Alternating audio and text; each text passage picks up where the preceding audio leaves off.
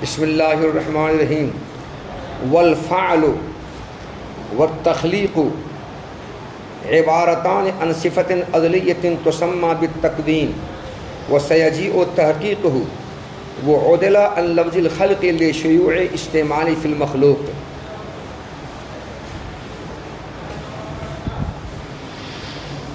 یہاں سے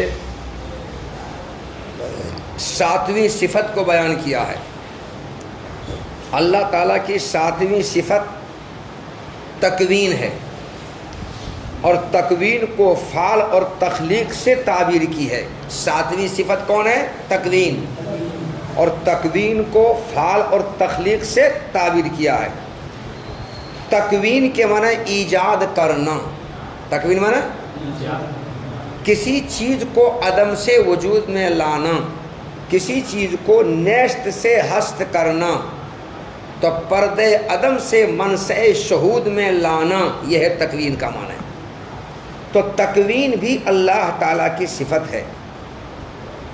تکوین کے معنی ایجاد کے آتا ہے، اور خاص خاص چیزوں کے ساتھ جب ایجاد کا تعلق ہوتا ہے تو اس کا خاص خاص نام رکھا جاتا ہے، مگر وہ سب تکوین ہی ہے۔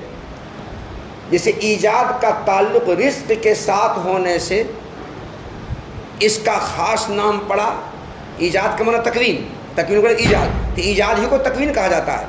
تو ایجاد کا تعلق تکوین کے رزق کے ساتھ ہونے سے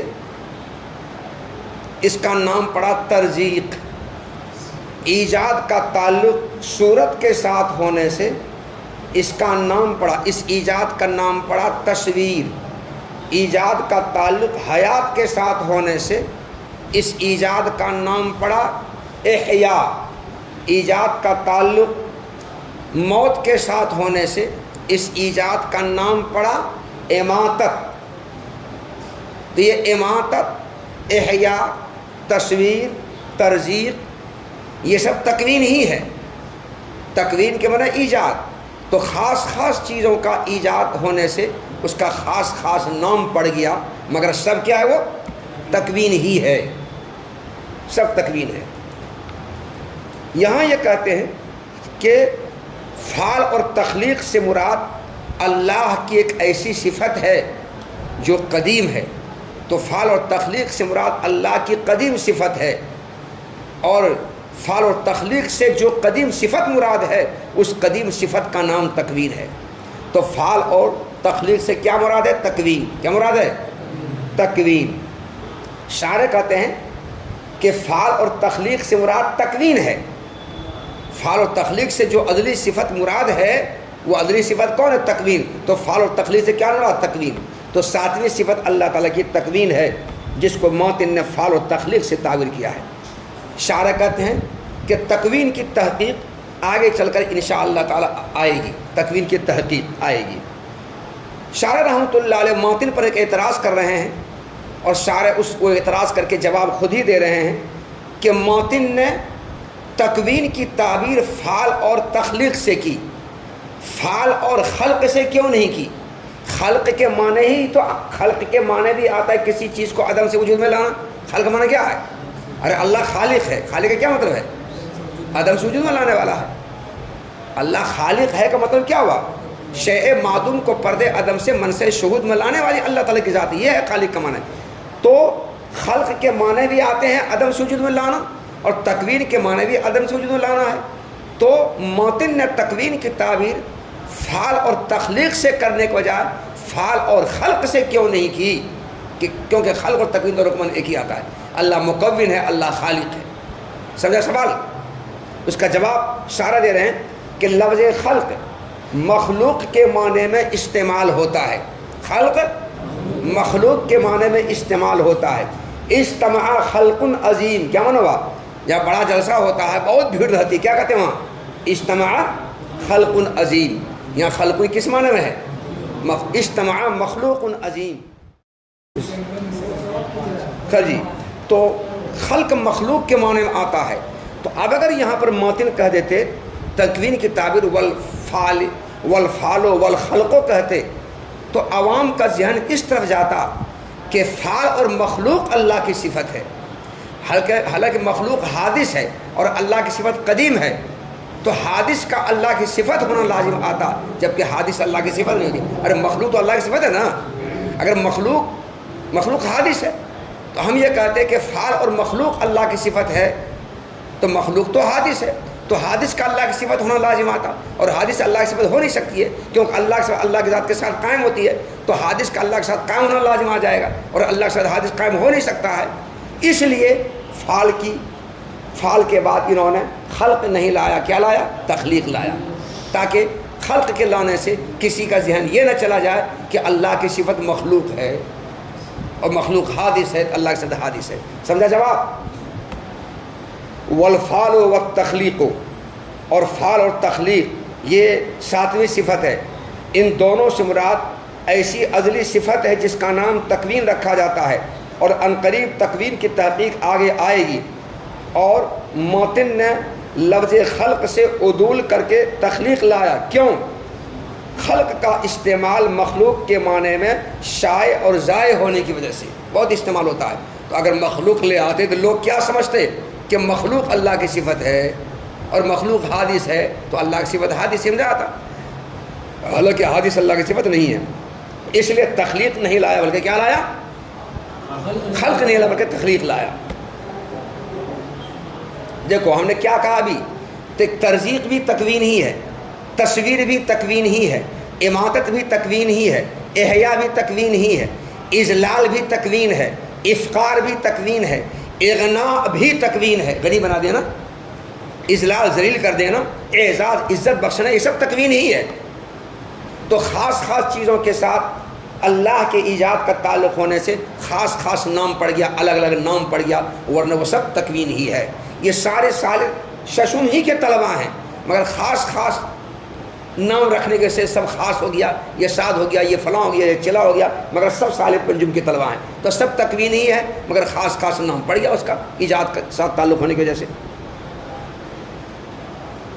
شارح کہتے ہیں کہ ماطر رحمۃ اللہ علیہ نے تکوین تو بہت ہیں، مگر اس میں سے ایک ترزیق ہی کو انہوں نے صراحت کے ساتھ بیان کیا ہے، اور ترزیق کے علاوہ تصویر، تخلیق، ترزیق، احیاء، اماتت یہ سب تکوین ہی ہے، مگر ان میں خاص طور پر صرف ماتن نے ترزیق ہی کو ذکر کیا ہے، باقی اور کو ذکر نہیں کیا۔ کیوں؟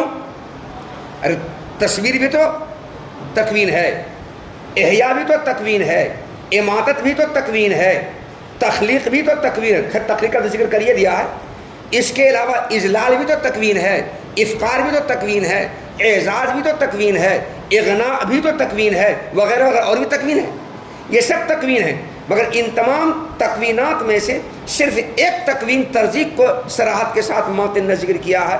کیوں؟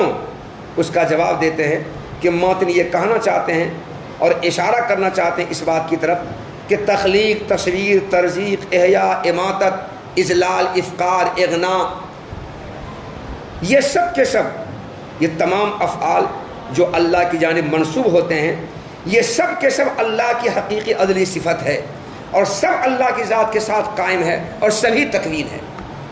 تو ترزیق کو صراحت کے ساتھ ذکر کر کے ماتن اس بات کی طرف اشارہ کرنا چاہتے ہیں کہ ترزیق کے علاوہ بھی جو اللہ کی جانب منسوب ہیں، جو اللہ کی حقیقی ازلی صفت ہے، جو اللہ کی ذات کے ساتھ قائم ہے، یہ سبھی تکوین ہے، یہ سبھی تکوین ہے۔ ماتن نے اس بات اشارہ کرنے کے ترزیق کو صراحت کے ساتھ ذکر کیا ہے، اور ترزیق کو صراحت کے ساتھ ذکر کیا ہے اشارہ کی تردید کے لیے۔ اشارہ نے یہ کہا کہ اللہ کی حقیقی ازلی صفت 7 ہی ہے، علم، قدرت، سمع، بصر، ارادہ، مشیت، کلام، حیات، یہ 7 ہی صفت اللہ کی صفات حقیقیہ ہیں، اللہ کی ذات کے ساتھ قائم ہیں، اور یہ 7 اللہ کی ذات کے صفات ہیں اور اللہ کی ذات کے ساتھ قائم ہیں، اور یہ صفات حقیقی ہیں۔ ان 7 کے علاوہ اللہ کی ذات کی اور کوئی صفت نہیں ہے، جیسے سننا، دیکھنا، زندہ رہنا، بات کرنا، سننا، دیکھنا، زندہ رہنا، بات کرنا، قادر ہونا، چاہنا، یہ اللہ کی ذات کی صفت ہے، اور یہ صفات اللہ کی ذات کے ساتھ قائم ہیں، اور جو اللہ کی ذات کی صفت ہوتی ہے اور اللہ کی ذات کے ساتھ قائم ہوتی ہے وہ صفات حقیقیہ کہلاتی ہیں۔ اس لیے صفات حقیقیہ 7 ہیں، ان 7 کے علاوہ اور کوئی صفات حقیقیہ اللہ تعالیٰ کی نہیں ہے۔ رہی بات تکوین کی، تو تکوین اللہ کی کوئی حقیقی صفت نہیں ہے، اور یہ اللہ کی ذات کی صفات میں سے نہیں ہے، بلکہ تکوین ایک امر اضافی، امر اعتباری ہے، اور اللہ کے افعال کی صفات میں سے ہے۔ یعنی اللہ جو فعل انجام دیتے، جو کام کر رہے ہیں، اس کام کی صفت ہے۔ اللہ کا کام کسی کو مارنا ہے، تب مارنے کی صفت اماتت ہوا۔ اللہ کا کام، اللہ کا فعل زندہ کرنا ہے، احیا، تو زندہ کرنے جو فعل اللہ کا ہے اس فعل کی صفت احیا ہے۔ اللہ کا کام روزی دینا ہے، تو روزی دینے کی صفت ترزیق ہے۔ اللہ کا کام پیدا کرنا ہے، تو عدم سے وجود میں لانا ہے، تو عدم سے وجود میں لانے کی صفت، عدم سے وجود میں لانا ایک فعل ہے، اس فعل کی صفت تکوین ہے یا تخلیق ہے۔ اللہ کا کام کسی کو غنی بنا دینا، اللہ کا فعل غنی بنا دینا ہے، تو غنی بنا دینے میں اللہ کی صفت اغنا ہے۔ اللہ کا فعل فقیر بنا دینا ہے، فقیر بنا دینے کی صفت افقار ہے۔ اللہ کا فعل کسی کو ذلیل کر دینا ہے، ذلیل کر دینے کی صفت اذلال ہے۔ اللہ کا کام، اللہ کا فعل کسی کو عزت بخشنا ہے، اس کی صفت اعزاز ہے۔ تو ایک ہے اللہ کی ذات کی صفات، اور ایک ہے اللہ کے افعال کی صفات۔ جو اللہ کی ذات کی صفات ہیں وہ اللہ کی ذات کے ساتھ قائم ہوتی ہیں، وہ صفات حقیقیہ کہلاتی ہیں، اور جو اللہ کے افعال کی صفات ہیں وہ اللہ کی ذات کے ساتھ قائم نہیں ہوتی ہیں، وہ صفات حقیقیہ نہیں کہلاتی ہیں۔ جیسے احیا، اماتت، تصویر، ترزیق، اذلال، افقار، اغنا، یہ اللہ کے افعال کی صفات میں سے ہیں، یہ اللہ کے صفات حقیقیہ نہیں ہیں۔ تو تکوین بھی اللہ تعالیٰ کے افعال کی صفات میں سے ہیں، یہ صفات حقیقیہ نہیں ہیں۔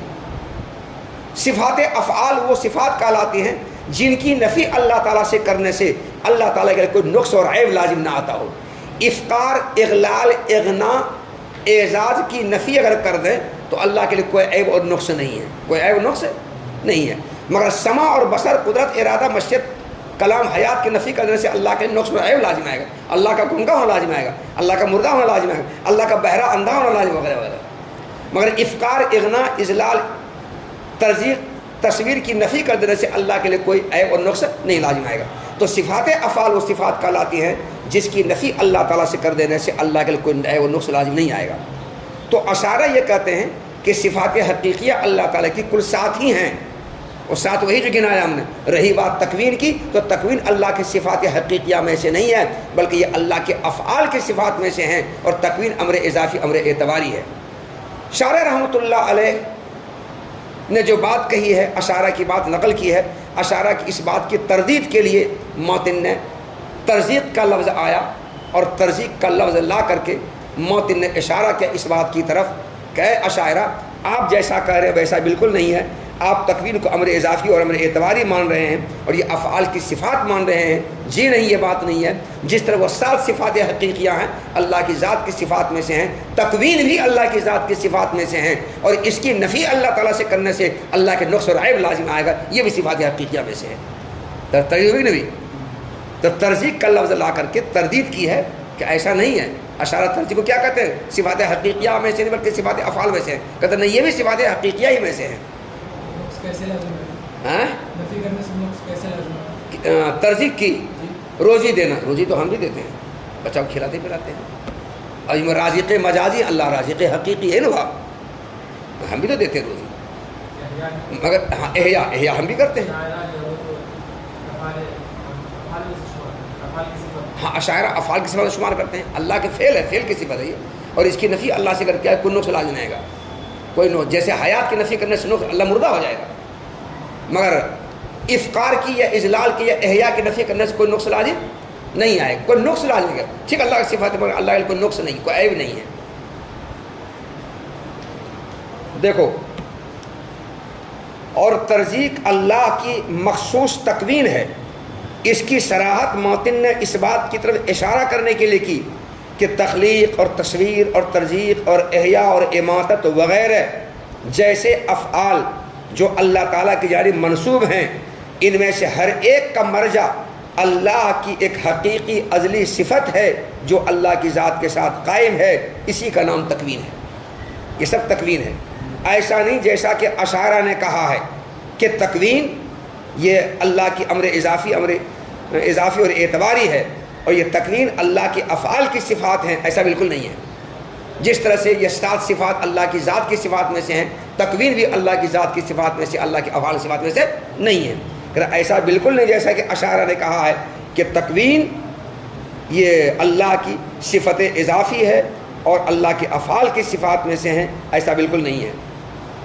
والکلام وہی صفت ازلیۃ عبر عنہا بالنظم المسمى بالقرآن المرکب من الحروف، وذلك لأن كل من يأمر وينهى ويخبر يجد في نفسه معنى ثم يدل عليه بالعبارة أو الكتابة أو الإشارة وهو غير العلم، إذ قد يخبر الإنسان أما لم يعلمه بل يعلم خلافه، وغير الإرادة لأنه قد يأمر بما لا يريده كمن أمر عبده قصدا إلى إظهار إسيانه وعدم امتثاله لأوامره، ويسمى هذا كلاما نفسيا على ما أشار إليه الأخطل بقوله هذا شعر إن الكلام لفي الفؤاد وإنما جعل اللسان على الفؤاد دلیلا۔ رکو ذرا سا، اللہ تعالیٰ کی 8ویں صفت کلام ہے، 8ویں صفت کلام ہے۔ کلام سے عام طور پر ذہن جاتا ہے یہ جو قرآن ہے اسی قرآن کی طرف۔ پہلے بات سمجھو، کلام کی 2 قسمیں ہیں، ایک ہے کلام لفظی اور ایک ہے کلام نفسی۔ کلام کی شرح تہذیب میں تہذیب کی جو عبارت ہے اس عبارت میں اس صفحے پر اس صفحے پر اخیر میں کلام نفسی کا ذکر آیا ہے، نوانوار میں بھی اس کا ذکر گزرا ہے۔ تو کلام کی 2 قسمیں ہیں، کلام لفظی اور کلام نفسی۔ جس طرح تم کوئی بات بولنے سے پہلے اپنے دل میں اس کا مضمون مرتب کرتے ہو، دل میں دماغ میں تقریر کرنے سے پہلے، کوئی بات بولنے سے پہلے اپنے دل و دماغ میں مضمون مرتب کرتے ہو، سو کر کے، لیٹ کر کے، بیٹھ کر کے مرتب کرتے ہو، 15 منٹ 20 منٹ آدھا گھنٹہ 1 گھنٹہ، اس کے بعد پھر اسٹیج پر جاتے ہو۔ تو یہ تمہارے ذہن میں جو مرتب مضمون ہے، جو دل میں پوشیدہ ہے، مضمر ہے، اندر میں ہے، یہی پوشیدہ مضمون کلام نفسی کہلاتا ہے۔ کیا کہلاتا ہے؟ یہ نفسی کہلاتا ہے۔ اور اس کا اظہار تم کبھی اپنے الفاظ کے ذریعے کرتے ہو، منہ سے بول کر، کبھی کاپی پر لکھ کر کرتے ہو، اور کبھی ہاتھ کے اشارے سے کرتے ہو۔ گونگا کیسے کرتا ہے؟ ہاتھ کے اشارے سے کرتا ہے۔ تو تمہارے دل میں جو پوشیدہ مضمون ہے، جو دل میں مضمر معنی و مضمر کیفیت ہے، اس کا اظہار کبھی لکھ کر کرتے ہو، کبھی منہ سے بول کر کرتے ہو، کبھی اشارے سے کرتے ہو۔ تو منہ سے بول کر جو تم نے کیا یہ کلام لفظی کہلایا۔ تو اللہ تعالیٰ کی صفت کلام نفسی ہے، کلام لفظی نہیں ہے۔ یہ کلام نفسی اور کلام لفظی جو سمجھا، میں نے مثال دے کر سمجھایا۔ کیا سمجھایا؟ مثال دے کر سمجھایا۔ کلام لفظی یہ قرآن پاک ہے جو طاق پر رکھا ہوا ہے، جو اصوات اور حروف اور زبر اور زیر سے مرکب ہے، اور زبر زیر پیش اصوات حروف سے مرکب ہونے کی وجہ سے حادث ہے، کیونکہ زبر زیر پیش حروف یہ سب آراز ہیں، اور انہی آراز سے یہ کلام مرکب ہے، اور آراز سب کے سب حادث ہیں۔ تو جس سے مرکب وہ حادثن ہوگا کہ کریم ہوگا وہ۔ تو یہ قرآن جو اصوات اور حروف زبر زیر پیش سے مرکب ہونے کی وجہ سے حادث ہے، یہ کلام لفظی ہے۔ اور اس کلام لفظی کا مفہوم اور معنی جو اللہ کی ذات کے ساتھ قائم ہے، جو لوح محفوظ میں ہے، وہ کلام نفسی ہے۔ کلام نفسی اور کلام لفظی کی مثال یوں سمجھو کہ ایک تو سمجھانا دل پوشیدہ بات کو، اور سمجھو اس کو، کلام نفسی مدلول ہوتا ہے اور کلام نفسی مانع مدلول ہوتا ہے، وہ مانع موضوع لہو ہوتا ہے، اور کلام لفظی نظم دال ہوتا ہے اور لفظ موضوع ہوتا ہے، نہیں ہوتا ہے۔ تو کلام نفسی مانع موضوع لہو ہے، کلام نفسی مانع مدلول ہے، کلام نفسی مفہوم ہے، اور کلام لفظی نظم دال ہے، کلام لفظی لفظ موضوع ہے۔ تو جس طرح سے کوئی بھی لفظ موضوع اور کوئی بھی نظم دال اپنے وضع کیے گئے معنی کے واسطے، کوئی بھی لفظ موضوع اور کوئی بھی لفظ دال وضع کیے گئے معنی پر دلالت کرتا ہے اور وضع کیے گئے معنی پر دلالت کرتا ہے، اس کو بتلاتا ہے۔ تو جیسے کہ لفظ موضوع اور لفظ دال معنی موضوع لہو پر اور معنی مدلول پر دلالت کرتا ہے، اسی طرح یہ کلام لفظی کلام نفسی پر دلالت کرتا ہے۔ تو اللہ کی صفت کلام نفسی ہے، کلام لفظی نہیں ہے۔ اللہ کی صفت کیا ہے؟ کلام لفظی نہیں ہے، بلکہ کلام نفسی ہے اللہ کی صفت، کلام لفظی نہیں ہے۔ یہ کلام لفظی ہے، یہ اللہ کی صفت نہیں ہے جو طاق پر ریک پر رکھا ہوا ہے۔ اللہ کی صفت کون ہے؟ کلام نفسی ہے۔ تو یہاں پر جس کلام کی بات آ رہی، کلام اللہ کی صفت ہے، یہاں اللہ کی صفت کون کلام ہے؟ کلام نفسی ہے، جو معنی مدلول ہے، جو معنی موضوع لہو ہے، اور یہ کلام لفظی نظم دال ہے، لفظ دال ہے، اور یہ لفظ موضوع ہے۔ جس طرح ہر لفظ موضوع اور ہر لفظ دال اپنے معنی مدلول پر معنی موضوع لہو پر دلالت کرتا ہے، اسی طرح سے یہ کلام لفظی کلام نفسی پر دلالت کرتا ہے۔ تو اللہ کی صفت کلام ہے، مگر کون کلام اللہ کی صفت ہے؟ کلام نفسی اللہ کی صفت ہے، کلام لفظی اللہ کی صفت نہیں ہے۔ تو متکلمین اشاعرہ اور ماتریدیہ کے نزدیک کلام کی دو قسمیں ہیں، کلام لفظی اور کلام نفسی۔ اللہ کی صفت کلام لفظی نہیں ہے، اللہ کی صفت کلام نفسی ہے۔ اب دیکھو، عام طور پر عرف عام میں کلام کے بولنے سے ذہن اس کلام لفظی کی طرف جاتا ہے جو اصوات اور حروف سے مرکب ہونے کی وجہ سے حادث ہے۔ اب اگر اس کلام کو اللہ کی صفت قرار دیں گے تو اللہ کی صفت کا حادث ہونا لازم آئے گا، اور چونکہ صفت اللہ کی ذات کے ساتھ قائم ہوتی ہے تو اللہ کے ساتھ حوادث کا قائم ہونا لازم آئے گا، اور حوادث کا قائم ہونا اللہ کے ساتھ خود اللہ کے بھی حادث ہونے کو مستلزم ہوگا۔ اس بنا پر معتزلہ نے کلام لفظی کلام نفسی کا انکار کر دیا۔ معتزلہ نے یہ کہا کلام تو صرف ایک ہی ہے، کلام لفظی ہے، کلام نفسی ہے ہی نہیں، اور کلام لفظی اللہ کی صفت ہو نہیں سکتی ہے، اس لیے کلام لفظی کا اللہ کی صفت ہونے کا معتزلہ نے انکار کر دیا۔ تو معتزلہ نے یہ کہا کہ کلام تو صرف ایک ہی ہے، کلام لفظی، کلام نفسی کچھ ہے ہی نہیں، کیونکہ عرف عام میں عام طور پر ذہن کدھر جاتا ہے؟ کلام سے مراد کلام پاک لاؤ، کلام پاک چھو کر ہم یہ کہتے ہیں، کلام پاک چھو کر ہم کہہ رہے ہیں کلام پاک لاؤ، ایک کلام پاک بغیر چھوئے پڑھے، ارے کلام پاک کا ترجمہ پڑھے، کلام پاک سے کیا سمجھاتا ہے عرف عام میں؟ یہ نہیں سمجھاتا ہے۔ تو چونکہ عرف عام میں کلام بولنے سے ذہن اسی کلام لفظی کی طرف جاتا ہے جو اصوات اور حروف زبردست پیش سے مرکب ہونے کی وجہ سے حادث ہے، اور کلام نفسی کا ذہن نہیں جاتا ہے، اس لیے انہوں نے کلام کو ایک ہی قسم میں منحصر کیا معتزلہ نے کہ صرف کلام لفظی ہے، کلام نفسی کچھ نہیں ہے۔ اور جب کلام لفظی ہے، کلام نفسی کچھ نہیں ہے، کلام نفسی کچھ نہیں ہے، تو اس کلام لفظی کو اللہ کی صفت ہونے کا انہوں نے انکار کر دیا، کیونکہ یہ کلام لفظی جس سے مرکب ہے وہ حادث ہے، اس سے یہ بھی حادث ہوگا۔ اب اس کو اللہ کی صفت قرار دیں گے تو اللہ کی صفت کا حادث اللہ رہے گا، یہ خرابی ہے نا اس میں۔ اس لیے انہوں نے کلام لفظی کا اللہ کی صفت ہونے کا انکار کر دیا۔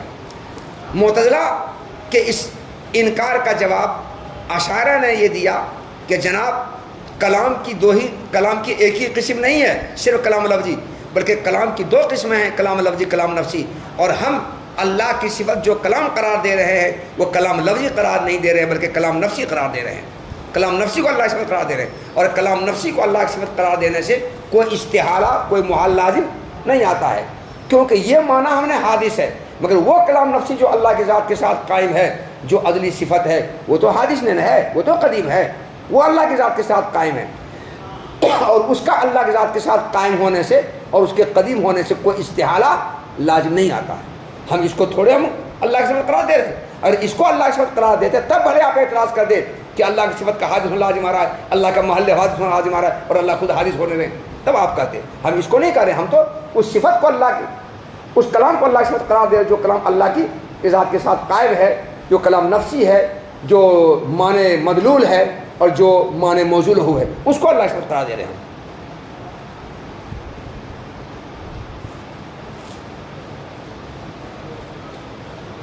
تو یہاں کلام سے مراد اللہ کی ایک ایسی ازلی صفت ہے جس کو قرآن نام کے نظم سے تعبیر کیا جاتا ہے. دھیان دو ذرا سا, اللہ کی جو ازلی صفت ہے اس کی تعبیر قرآن سے کی جاتی ہے. کیا اس کی تعبیر قرآن سے کی جاتی ہے؟ صرف قرآن سے اس کی تعبیر کی جاتی ہے؟ نہیں. اس کی تعبیر کبھی زبور سے, اس کی تعبیر کبھی انجیل سے, اس کی تعبیر کبھی توریت سے کی گئی ہے. اور اللہ کی جو ازلی صفت ہے جو اللہ کی ذات کے ساتھ قائم ہے, اس کی تعبیر صرف قرآن سے تھوڑے کی گئی ہے. اللہ کی ازلی صفت کی تعبیر تو انجیل کے ذریعے کی گئی ہے, توریت کے ذریعے کی گئی ہے, زبور کے ذریعے کی گئی ہے, صحائف کے ذریعے کی گئی ہے.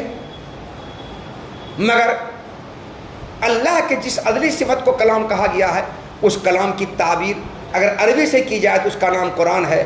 اسی کی تعبیر اگر سریانی زبان میں کی جائے تو اس کا نام زبور ہے. اسی کی تعبیر عبرانی زبان میں کی جائے اس کا نام توریت ہے. اسی کی تعبیر اگر یونانی زبان میں کی جائے اس کا نام انجیل ہے. تو اللہ کا کلام, اللہ کی صفت ایک ہے, اس کی تعبیر الگ الگ زبانوں میں کرنے سے نام اس کا الگ الگ پڑ گیا, ورنہ سب اللہ کی صفت ہی ہے.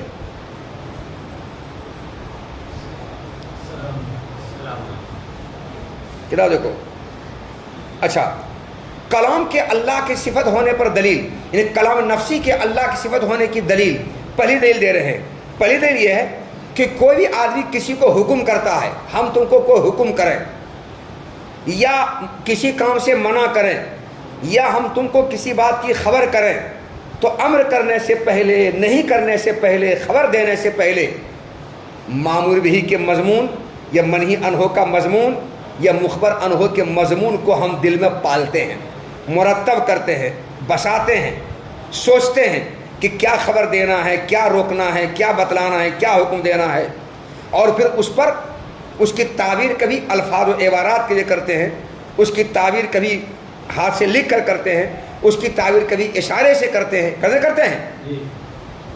تو دل میں جو پوشیدہ مضمون ہے, دل میں جو پوشیدہ معنی ہے, دل میں جو پوشیدہ بات ہے, دل میں جو پوشیدہ کیفیت ہے, جس کا اظہار الفاظ و عبارت کے ذریعے, جس کا اظہار ہاتھ سے لکھ کر اور جس کا اظہار اشارے سے ہوتا ہے, دل میں وہی پوشیدہ معنی, وہی پوشیدہ کیفیت, وہی پوشیدہ بات, مضمر بات کو کیا کہتا ہے کلام نفسی.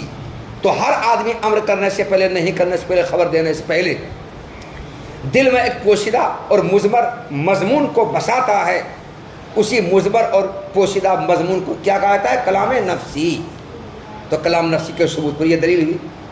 اب پوشیدہ دل میں بسانے اور مرتب کرنے کے بعد تب پھر اپنے منہ سے بولتا ہے. یہ ہے کلام نفسی کے ثبوت کی دلیل. کیا دیکھو, والکلام, اور اللہ کی ساتویں صفت کلام ہے, اور کلام اللہ کی ایسی عدلی صفت ہے جس کی تعبیر قرآن نامی نظم کے ذریعے کی گئی ہے, جو قرآن نامی نظم حروف سے مرکب ہے. اور کلام کا اللہ, کلام نفسی کا اللہ کی صفت ہونے کی دلیل یہ ہے وذالک, اور کلام کا اللہ کی صفت ہونا اس وجہ سے ہے کہ جو آدمی حکم کرتا ہے یا نہیں کرتا ہے اور خبر دیتا ہے, تو وہ نہیں خبر دینے اور امر کرنے سے پہلے اپنے دل میں ایک مضمون پاتا ہے, پھر اسی مضمون پر الفاظ و عبارات کے ذریعے, کتابت کے ذریعے اشارے کی دلالت کرتا ہے. وہی دل میں پوشیدہ مضمون جس پر الفاظ و عبارت دلالت کرتا ہے ہاتھ سے لکھ کر, اسی دل میں پوشیدہ مضمون کو کیا کہتا ہے کلام نفسی. تو کلام نفسی کے ثبوت پر دلیل ہوئی نہیں. اچھا جی, جن لوگوں نے کلام نفسی کا انکار کیا, جیسے معتزلہ نے کلام نفسی کا انکار کیا, انہوں نے کہا کلام تو صرف کلام لفظی ہی ہے, کلام نفسی کچھ نہیں ہے. کلام نفسی کا انہوں نے انکار کیا. انہوں نے یہ کہا کہ کلام نفسی بھلا اللہ کی صفت کیسے ہو سکتا ہے. کلام نفسی عین علم ہے یا عین ارادہ ہے. کلام نفسی کیا ہے جی؟ عین علم ہے اور عین ارادہ ہے. علم اللہ کی صفت ہے, ارادہ مشیت اللہ کی صفت ہے. تو کلام نفسی اللہ کی کوئی صفت نہیں ہے, بلکہ یہ عین علم اور عین ارادہ ہے. کس نے کہا؟ معتزلہ نے کہا. معتزلہ کی تردید کے لیے اشارے کرتے ہیں, اے معتزلہ تم جو کہتے ہو کہ کلام عین علم ہے, تو کلام کے عین علم ہونے کی دلیل معتزلہ نے یہ کہا کہ کلام کی کئی قسمیں ہیں. کلام کی ایک قسم امر بھی ہے, کلام کی ایک قسم نہیں بھی ہے, کلام کی ایک قسم خبر بھی ہے نا. تو ہم تم کو خبر دے رہے ہیں, کلام کر رہے ہیں, خبر دے رہے ہیں. تو خبر دینے والا جس کو خبر دے رہا ہے اس کو یہ بتلا رہا ہے کہ مجھے اس بات کا علم ہے. خبر دے رہا ہے کہ مجھے اس بات کا علم ہے. جیسے میں تم کو خبر دوں کہ حضرت صاحب یہی ہیں, تو میں نے حضرت صاحب کے یہاں موجود ہونے کی خبر دے کر کے میں نے اس بات کی جانکاری تم کو دی کہ مجھے اس بات کا علم ہے کہ حضرت صاحب یہاں ہیں. تو خبر عین علم ہوا. کیا ہوا؟ میں نے خبر کیا دی تم کو کہ حضرت صاحب یہیں, یہ میں نے خبر دی, اور یہ کلام ہے یہ. تو یہ کلام بول کر میں نے خبر دی, خبر دے کر کے یہ کلام بول کر کے میں یہ تم کو کہہ رہا ہوں کہ مجھے حضرت صاحب کے یہاں ہونے کا علم ہے. تو کلام دیکھو, خبر عین علم ہوا کہ ہوا؟ خبر کیا ہوا؟ عین علم ہے. اسی سے کلام کی ایک قسم امر ہے, کلام کی ایک قسم نہیں بھی ہے. تو امر اور نہیں عین ارادہ ہے. کیونکہ ہم تم کو کہتے ہیں کہ ایک لوٹا پانی لاؤ, کلام کیا ہم نے, حکم دیا. تو ایک لوٹا پانی لاؤ, یہ امر کیا ہم نے, ہم آمر ہوئے, تم معمور ہوئے, یہ معمور بھی ہوا. اس امر کا مطلب, حکم دینے کا مطلب ہوا کہ میں تم سے فعل معمور بھی کی انجام دینے کو چاہ رہا ہوں, ارادہ کر رہا ہوں. میرا ارادہ, میرا قصد, میری مرضی یہ ہے کہ تم معمور بھی کو انجام دو. تو امر عین ارادہ ہوا کہ نہیں ہوا؟ اور امر کلام ہے. ارے امر کلام ہے تو کلام عین ارادہ ہوا کہ نہیں ہوا؟ ایسے ہی کسی کام سے ہم روک رہے ہیں, فلاں کام نہ کرو, تو اس فعل منہی عنہ سے روکنے کا ارادہ میں کر رہا ہوں, روکنے کو میں چاہ رہا ہوں. تو نہیں کلام ہے, تو کلام عین ارادہ ہوا کہ نہیں ہوا؟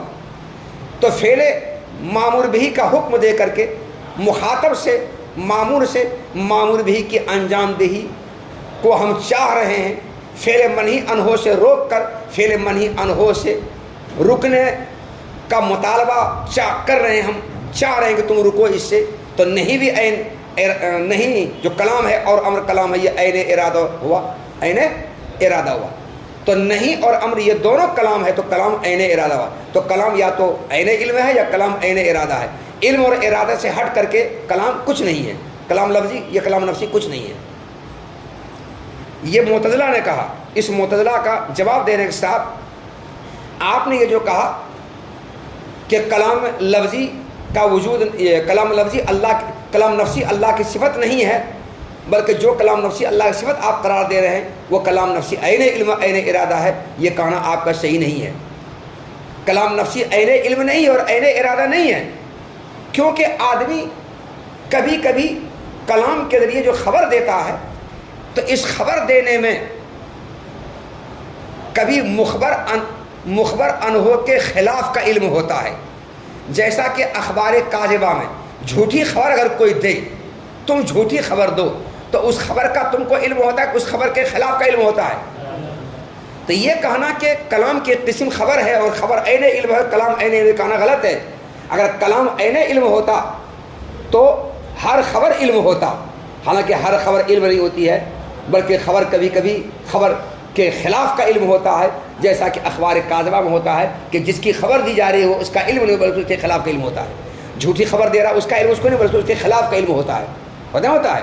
تو پتہ چلا کہ خبر جو کلام ہو وہ عین علم نہیں ہے. اس لیے سے امر اور نہیں کو ارادہ کہنا یہ صحیح نہیں ہے, اور نہیں ارادہ نہیں ہے. کیونکہ بعض دفعہ آدمی ایسے کام کے کرنے کا حکم دیتا ہے جس کام کے کرنے کا اس کا ارادہ نہیں ہوتا ہے. جیسے تمہارا ایک غلام ہے, غلام کو تم جو کام کرنے کے لیے کہتے وہ نہیں کرتا ہے, برابر نافرمانی کرتا ہے. تم نے غلام کو ایک دن بھر پیٹ پیٹ دیا. یہ پیٹنا تنبیہ کے لیے ہے, عذاب کے لیے نہیں ہے. پیٹ دیا, مارا اس کو, مارا تم نے اس کو. دو چار آدمی ادھر سے گزر رہے, کیا کر رہا ہے, مارتے ہو تم کو دیکھا, اس سے تم کو برا والا کہاں سے دیکھا, بیچارے کو مار رہے ہو, کیا کیا اس نے تمہارا, کیا قصور کیا. بھائی بت انسان ہے, کبھی کرے گا, ہر کوئی کرے گا. تم نے کہا کہ یہ میرا غلام ہے, میرا نوکر ہے, میری بات نہیں مانتا ہے, اب برابر سمجھاتے نہیں مانتا ہے, میری حکم عدولی کرتا ہے, اس سے اس کو مار رہے ہیں. میں نہیں مانتا ہوں کہ یہ آپ کی نافرمانی کرتا ہے, میں نہیں مانتا ہوں اس کو. اب تم نے اپنے آپ کو بے قصور اور غیر مجرم ان لوگوں کے سامنے ثابت کرنے کے لیے اور غلام کو قصوروار ٹھہرانے کے لیے تم کیا کہتے ہو, اچھا ٹھیک آپ کو ہم بتلاتے دیکھتے ہیں, اس کو حکم دیتے ہیں لیکن نہیں مانے گا. دیکھیے گا, آپ تم نے غلام کو کسی کام کے کرنے کا حکم دیا, حکم دے رہے ہو فلاں کام کرو, بتاؤ اس حکم میں دینے میں عمل کرنے میں تمہارا ارادہ ہے کہ وہ کام کرے, بلکہ ارادہ ہے کہ نہ کرے. کیا ارادہ ہے؟ تو امر ہے مگر ارادہ نہیں ہے, بلکہ ارادہ کیا ہے کہ نہ کرے, تاکہ اس کی نافرمانی سب کے سامنے ظاہر ہو جائے اور میرا اس کو پیٹنا مناسب, اور پیٹنا میرا اس کو مارنا مناسب سمجھا جائے, اور میں ان کے سامنے مجرم نہ بنوں اور مجھے لعن طعن برا والا نہ کہا جائے, بلکہ اس کو برا والا کہا جائے, اس کو مجرم ٹھہرایا جائے. اس بات کو ثابت کرنے کے تم کیا چاہو گے کہ یہ کام نہ کرے. تو امر ہے مگر ارادہ نہیں ہے. پتہ چلا کہ امر ارادہ نہیں ہے, اسے نہیں بھی ارادہ نہیں ہے. تو امر ارادہ, امر نہیں اور خبر یہ دونوں کلام کی قسمیں ہیں. معتزلہ نے کلام کی قسم خبر کو عین علم کہا, کلام کی قسم امر اور نہیں کو عین ارادہ کہا. اس کی شرح تردید کی کہ کلام کی قسم خبر عین علم نہیں ہے, کلام کی قسم امر اور نہیں یہ عین ارادہ نہیں ہے, بلکہ ارادہ الگ ہے اور کلام الگ ہے. تردید کیا نہیں کیا, تردید کر دیا. دیکھو وہ غیر العلم, اور کلام علم کا علاوہ ہے, کیونکہ انسان کبھی کبھی ایسی بات کی خبر دیتا ہے جس بات کا اسے علم نہیں ہوتا ہے بلکہ اس کے خلاف کا علم ہوتا ہے. تو کلام خبری علم نہیں ہوا, اور یہ کلام ارادہ نہیں ہے, کیونکہ بعض دفعہ آدمی ایسے کام کے کرنے کا حکم دیتا ہے جس کا وہ ارادہ نہیں کرتا ہے. جیسے وہ آدمی جو اپنے غلام کو کسی کام کے کرنے کا حکم دیا غلام کی نافرمانی کو ظاہر کرنے کے ارادے سے, اور غلام کے اپنے حکم کے عدم امتثال کو ظاہر کرنے کے ارادے سے. ظاہر بات یہاں پر غلام کی نافرمانی کو ظاہر کرنے اور اس کے عدم امتثال کو ظاہر کرنے کے ارادے سے غلام کو جو امر کر رہا ہے وہ امر ہے مگر ارادہ یہاں پر نہیں ہے. کیونکہ آقا کبھی نہیں چاہے کہ امتثال کرے, کبھی نہیں چاہے کہ اس کی بات مانے تاکہ اس کی نافرمانی غلام کی ظاہر ہو جائے اور میرا مارنا اچھت اور مناسب سمجھا جائے. شارح کہتے ہیں کہ دل میں جو پوشیدہ مضمون پوشیدہ معنی ہے, اسی پوشیدہ مضمون پوشیدہ معنی کو جس کی تعبیر الفاظ و عبارت کے ذریعے لکھ کر کے اشارے سے کی جاتی ہے, اسی دل میں پوشیدہ مضمون معنی کو کلام نفسی کہا جاتا ہے, کلام نفسی کہا جاتا ہے. ویسمى هذا کلام نفسیا, اور دل میں پوشیدہ اسی مضمون اسی معنی کو کلام نفسی کہا جاتا ہے. تو اللہ کی صفت کلام لفظی نہیں بلکہ کلام نفسی ہے. دیکھو معتزلہ نے اعتراض کیا اہل سنت والجماعت اشاعرہ پر کہ کلام کا اطلاق تو کلام لفظی پر ہوتا ہے, کلام نفسی پر نہیں ہوتا ہے. حروف و اصوات زبر زیر پیش آراز سے مرکب جو کلام ہے اسی کو کلام کہا جاتا ہے, اور وہ کلام لفظی ہے تو اسی کو کلام کہا جاتا ہے. کلام نفسی کو کلام نہیں کہا جاتا ہے. تو کیسے آپ نے کلام نفسی کو کلام کہہ دیا, کیسے کہہ دیا؟ تو معتزلہ کے اس کلام نفسی کے انکار پر دلیل پیش کر رہے ہیں خلافت بنو امیہ کے ابتدائی دور کا ایک نصرانی شاعر ہے اختل. اختل کے ایک شعر سے اس بات پر استشہاد استدلال پیش کر رہے ہیں کہ کلام نفسی ہوتا ہے اور دل میں پوشیدہ مضمون و معنی کو کلام نفسی کہا جاتا ہے. وہ کلام نفسی کا ثبوت ہے, کلام نفسی کا ثبوت ہے, اور کلام نفسی کو ہم کلام کہہ سکتے ہیں. تو اے معتزلہ آپ جو کہتے کلام نفسی کا وجود نہیں ہے, کلام تو صرف کلام لفظی ہے, یہ غلط کہہ رہے ہیں. تو نصرانی شاعر جو اختل ہے عیسائی شاعر, اس کے ایک شعر سے استدلال کرتے ہیں اس بات پر کہ کلام نفسی ہوتا ہے, کلام نفسی دل میں پوشیدہ مضمون معنی ہے اس کو کلام نفسی کہا, استشہاد پیش کر رہے ہیں. ان کا شعر کیا ہے؟ ان الکلام لفی الفؤاد و انما, پہلا مصرع, جعل اللسان الفؤاد دلیلا. مضمون شعر کا یہ ہے کہ کلام تو دل میں ہوتا ہے, کلام تو دل میں ہوتا ہے, اور زبان تو دل کا رہنما اور دلیل ہوتا ہے. زبان کیا ہوتا ہے؟ دل کا رہنما اور دل کا دلیل ہوتا ہے. تو زبان کو دل کے اوپر دلیل بنایا گیا ہے, رہنما بنایا گیا ہے, ترجمان بنایا گیا. کیا ترجمان؟ زبان کو دل کا ترجمان بنایا گیا ہے. تو دیکھو نصرانی شاعر جس کا نام اختل ہے, انہوں نے کلام کا محل کس کو قرار دیا ہے؟ دل کو. کلام کہاں ہوتا ہے؟ دل میں ہوتا ہے. تو دل میں کون کلام ہوتا ہے بولو تو معتزلہ؟ کلام نفسی ہوتا ہے. ظاہر کلام لفظی تو ہوتا نہیں, تو کلام نفسی کا ثبوت ہوا کہ نہیں ہوا؟ کلام کو کہا کلام کا محل دل ہے, دل میں کلام ہوتا ہے, اور دل میں ظاہر بات کلام لفظی تو ہوتا نہیں ہے, وہ تو کلام نفسی ہوتا ہے. کلام نفسی کا ثبوت ہوا نا. تو معتزلہ نے جو کلام نفسی کا انکار کیا اور کہا کلام تو صرف کلام لفظی ہی ہوتا ہے, عرب کے لوگ کلام لفظی کو کلام کہتے ہیں, نفسی نہیں کہتے ہیں, جو انکار کیا انہوں نے اس کا جواب دے رہے ہیں. عرب کے مشہور و معروف اور شعراء بلغا میں سے اختل ہے, ان کے اس مصرے سے استدلال کیا ہے. تو معلوم اس شعر سوا کلام دل میں ہوتا ہے، اور دل میں کلام لفظی نہیں بلکہ کلام نفسی ہوتا ہے. پتہ چلا کلام نفسی کا ثبوت ہوا کہ نہیں ہوا، اور زبان دل کا ترجمان ہوتا ہے. دیکھو جیسا کہ اس کی طرف اختل نے اشارہ کیا اپنے اس قول سے، یہ شعر ہے کہ کلام تو دل میں ہوتا ہے اور زبان کو دل کا ترجمان بنایا گیا ہے. ایک دلیل تو کلام نفسی کے ثبوت پر یہ ہوئی. کلام نفسی کے ثبوت پر دوسری دلیل، وقال عمر انی زورت فی نفسی مقالتا وکثیرا ما تقول صاحبک ان فی نفسی کلاما اريد ان اذکرہ لک. کچھ نہیں ہے، کچھ نہیں ہے بھارت میں. تم اپنے ساتھی سے کہتے ہو ارے یار میرے دل میں ایک بات آئی ہے میں تم کو کہنا چاہتا ہوں، میرے دل میں ایک بات پیدا ہوئی ہے، یعنی ایک کلام پیدا ہوا ہے. بات جو میں نے کہا یہ بات ترجمہ کس کا، کلام ہے کہنا جی. اس کو ذرا سا ہم گاڑھی اردو بولیں گے تو کیا بولیں گے، میرے دل میں ایک کلام پیدا ہوا ہے. ہم لوگ حدیث پڑھاتے ہیں تو وہاں لفظ بات نہیں بولتے ہیں، کہتے ہیں اس حدیث میں سند میں کلام ہے، اس حدیث کے متن میں کلام ہے. تو وہاں کلام کا ترجمہ کیا ہے، گفتگو ہے، بات چیت اس میں ہے.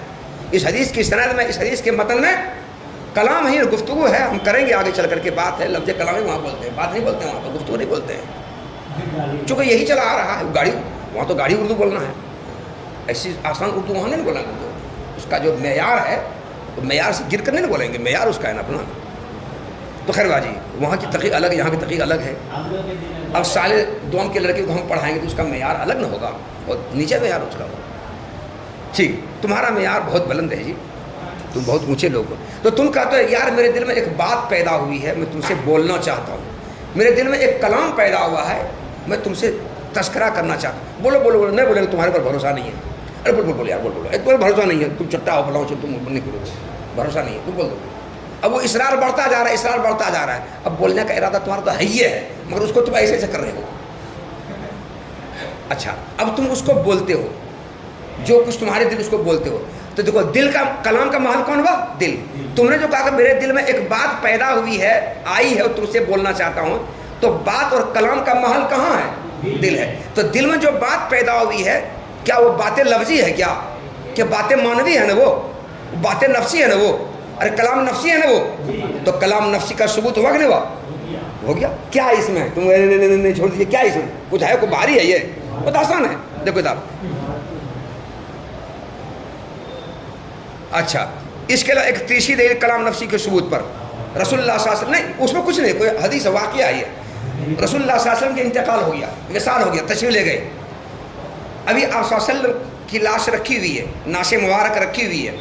دفن سے پہلے صحابہ کرام میں مشورہ ہوا کہ پہلے ہم لوگ خلیفہ مقرر کر لیں، منتخب کر لیں، چن لیں، اس کے بعد پھر خلافت، اس کے بعد کفن دفن کا معاملہ ہوگا. جب تک حضرت علی حضرت عباس اللہ تعالیٰ عنہ اپنا کفن فن لا رہے تھے، پانی گرم کر رہے تھے، یہ کر رہے وہ سب کچھ کر رہے تھے. حضرت عمر حضرت ابوبکر خلافت کے معاملہ کو سلجھانے میں لگے ہوئے تھے. حضرات انصار اپنا ثقیفہ بنی ساعدہ میں الگ مشورہ کر رہے تھے، حضرات مہاجرین الگ کر رہے تھے. حضرات مہاجرین نے ابوبکر کو خلیفہ مان لیا تھا، مگر سیدنا اللہ کے کاکنے نے اس مشورہ میں انصار کو بھی شامل کریں. ہم لوگ اپنے سے طے نہیں کریں گے، اپنے سے طے نہیں کریں گے. ان کی بڑی قربانیاں رہی ہیں، انصار صحابہ کی بڑی قربانیاں رہی ہیں، باپری باپری، اس لیے اپنے سے طے نہیں کریں گے. ان کو مشورہ میں شامل کرو. ان کی قربانی یاد ہے نا، تاریخ میں موجود ہے. سب کو ارے باپ رے، مال زمین جائیداد میں ان کو حصہ دیا اور اپنے گلے لگایا، اپنے گھر میں رکھا وغیرہ چھوڑا تھا. تو ان کی قربانیاں ہیں دین کے پھیلانے میں، اس لیے ہم ان کو الگ رکھ کر کے ہم خلیفہ مقرر ان کو ساتھ لے لیں. اور ساتھ لینے میں یہ نہیں ان کو یہاں بلائیں گے، نہیں ہم ہی ان کے پاس جائیں گے. یہ ان کا اعزاز و اکرام ہے کہ ہم ان کے پاس جائیں گے، ان کو یہاں نہیں بلائیں گے. ابوبکر، حضرت عمر اور دیگر صحابہ ساتھ میں گئے انہی کے پاس. وہاں ثقیفہ بنی ساعدہ وہ لوگ مشورہ کر رہے تھے، اور مشورہ میں لگ بھگ بات طے ہو گئی تھی کہ حضرت سعد کو ہم لوگ خلیفہ مقرر کریں گے. حضرت سعد کو یہاں سے گئے، بات چیت ہوئی، پھر گفتگو ہوئی. حضرت ابوبکر نے تقریر کی اور اس تقریر کی تائید حضرت عمر نے کی. تو حضرت ابوبکر صدیق رضی اللہ تعالیٰ جو وہاں گئے، اب ہم یہاں پر آ گئے، وہاں گئے تو وہاں حضرت ابوبکر نے تقریر کی اور تقریر کر کے ماحول کو سازگار کیا. وہ تقریر کرنے کا یہ بھی موقع نہیں، ابھی تقریر کریں گے. تقریر کی. حضرت عمر نے کہا کہ میں بھی اپنے دل میں سوچ کر گیا تھا کہ میں بھی وہاں بولوں گا، تقریر کروں گا، لیکن میں وہاں جا کر بولوں گا کیا؟ جو کچھ مجھے بولنا تھا حضرت ابوبکر سب بول گئے. ولم یترک لی شیئا، میں نے کچھ نہیں چھوڑا، سب بول کر نکل گئے. وہ مقرر اسٹیج پر جاتے ہیں نا جی، پہلا مقرر سب کچھ بول کر چلا تھا، دوسرا کہتا ہاں ہم کیا بولیں گے، چوپٹ ہو گیا، اب بیچارہ نے سب بول دیا. اس لیے ہوشیار مقرر جو ہوتا ہے پہلے کھڑا ہوتا ہے، پھر آپ میرا نام دیجیے گا. ہوشیار مقرر پہلے میرا نام دے تاکہ اس وقت سب لوگ حساس بساس جگے ہوئے ہیں، کھا پی کر آئیں تو تازہ دم ہے، بولنے میں ہم کو اچھا لگے گا اور سونے کا موقع بھی مل جائے گا، چلے جائیں گے سونے کے لیے. ہوشیار کچھ وہی ہوتا.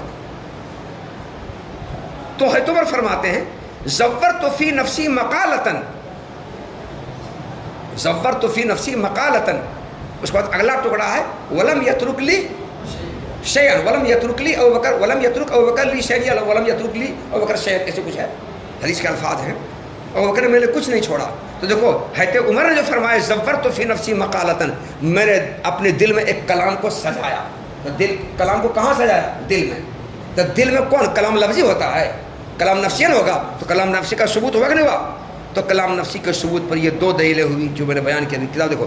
اور حضرت عمر نے فرمایا انی زورت فی نفسی مقالتن، میں نے اپنے دل میں ایک کلام کو آراستہ کیا ہے، سجایا ہے، سنوارا ہے. تو کلام کا محل کہاں ہے؟ دل. تو زورت فی نفسی مقالتن سے استشہاد ہے اس بات پر کہ دل میں جو کلام ہوتا ہے وہ کلام نفسی ہوتا ہے. اور بسا اوقات تم اپنے ساتھی سے کہتے ہو کہ یار میرے دل میں ایک کلام ہے جس کو میں تم سے بولنا چاہتا ہوں، تو کلام کا محل کہاں ہوا؟ دل نہ ہوا. یہ سب ثبوت ہے کلام نفسی کے وجود پر، یہ سب ثبوت ہے. دو دلیلیں.